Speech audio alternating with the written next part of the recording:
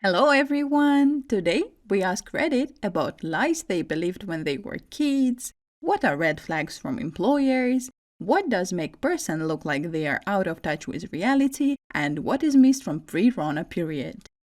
Please subscribe for daily videos with the best stories from all over Reddit.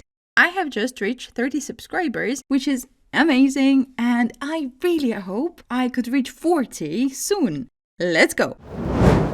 What were the dumbest lies you believed when you were a kid? When I was a child, I got upset after a button came off my shirt. My mother told me not to worry, and if I placed the button under a rock in the yard, the button fairy would replace it with a quarter. I believed it, and to my mother's dismay, she discovered I had pulled the buttons off every shirt in my closet. To this day, 40 years later, shirt buttons can still be found under random rocks in my parents' backyard.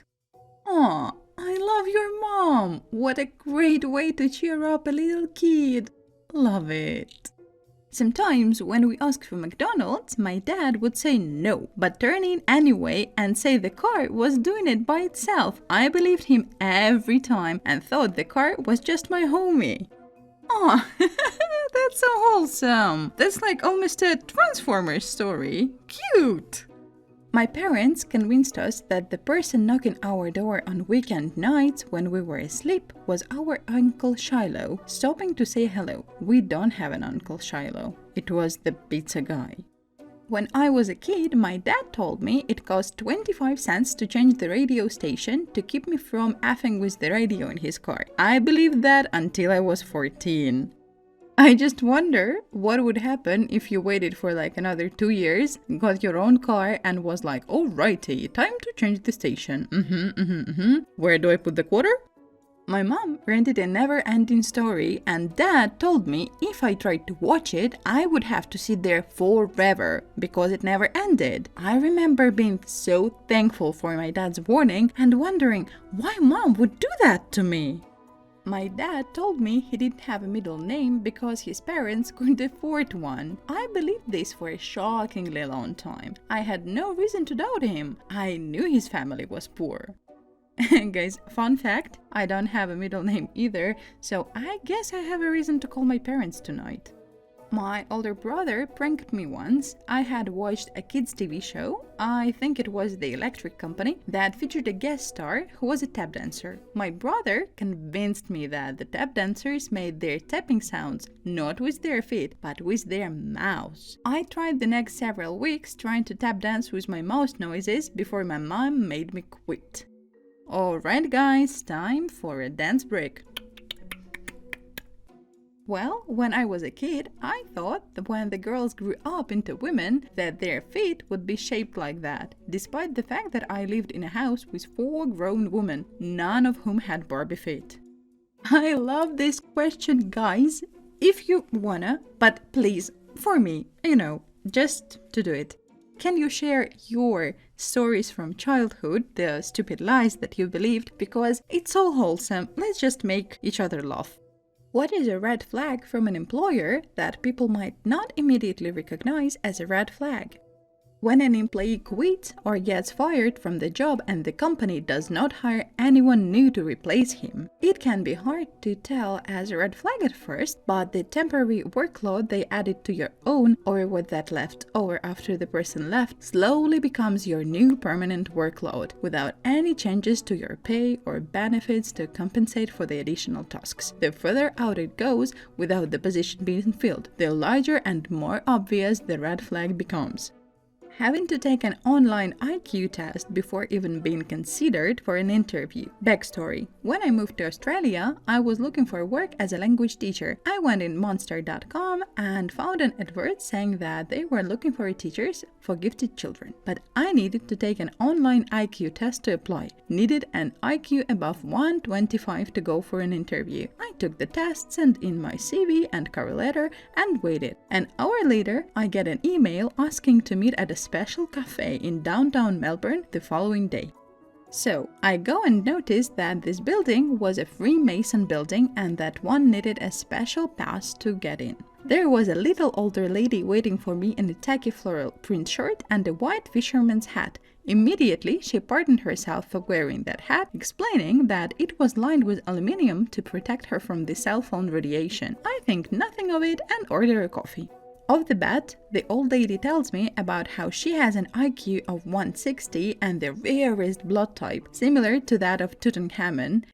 She goes on and on about this for a while and then begins explaining the job. She tells me that in the beginning, I wouldn't be teaching, but administering tests in schools around Queensland to recruit children to special camps, where then I would be teaching. The whole thing screamed red flags, but I politely listened and got her business card if ever I had further questions. I got a proposal on the spot. I looked at the card and it said, "The Wise Ones." After looking it up, I noticed that it was a cult, similar to that of Universal Medicine. Oh my god, run, run, run! Anything that the manager says in the interview that doesn't line up with the job description. Yeah, we posted it's a manager level position, but this is actually a coordinator role. Yeah, the description says its travel is 25%, but it might be closer to 50%. It just depends. We did post it as a remote job, but we prefer people to come in the office X days a week. Yeah, we phrase it that way in the job description because corporate says we have to. All of those are red flags. Anything a company is vague about should be a red flag.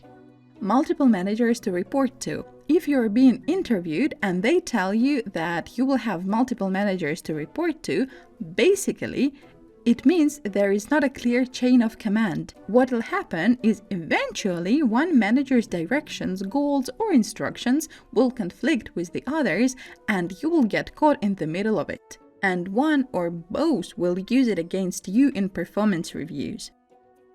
What did somebody say that made you think this person is out of touch with reality? Former roommate declared, "I am an only child. That means I don't have to be nice if I don't want to." I'm a nanny and I have worked for some rich clients. Old money. These people know nothing about reality. The best one I heard was this family I was working 12-hour days for. Good pay, terrible schedule. At one point I was bouncing their baby on my knee and the mom goes, being a mom isn't that hard. I don't know why other women complain about it so much. While her nanny is literally caring for the baby. My ex's mom believed that during Easter, ghosts can travel between our world and the spirit world. She legit started seeing and hearing them because she thought her apartment and her spiritual personality attracted them. She hyped herself up so much that she had to leave her apartment for a couple of days and seek refuge at her sister's house. She didn't bring her cat with her though. I suppose she thought the ghost would feed him. Sophomore year of school, in my biology class, this girl got into a conversation about what causes the winter season with the teacher. And she goes, "Well, winter happens because the sun turns cold, right?" Honestly, I'm still having trouble processing that one. And it's been 8 years.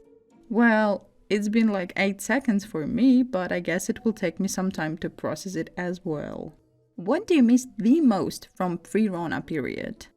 Not living in a constantly changing system, pre-rona, everything was scheduled. School holidays, places were open to visit, but since rona, everything that has to do with the government is constantly changing. I just miss being on stable ground. Millie Magumu says, "My waistline," and she got a very funny reply. I remember seeing the joke floating around all over the internet of, "Now that I've lived through a plague, I understand why Renaissance paintings are all a bunch of chubby women laying around with their chest out. It's pretty on the nose." Oh, I haven't heard that one, but that's pretty funny. Understanding what people say. I have bad hearing loss and rely hard on reading lips, far more than I realized now that everyone is wearing a mask and their voice is slightly muffled. I'm constantly asking people to repeat themselves. My friends, I went from the most socially active person on the planet to a lonely butthole. Some got engaged and disappeared, lots of them went away to work, others simply disappeared, and knowing new people is hard as heck nowadays. These things all happened even before, but this thing really got them bigger. God only knows how bad I would go back in time. Aw, you can't even imagine how I feel you there. Me too, bro, me too. Guys, if you want to share anything in the comments, or maybe, you want to chat, because I have very few subscribers, so I still basically answer to every comment I got, so I don't know, let's chat in the comments. Also, here are the links to more Reddit videos on my channel, check them out. Thank you for watching and subscribe for more. Bye!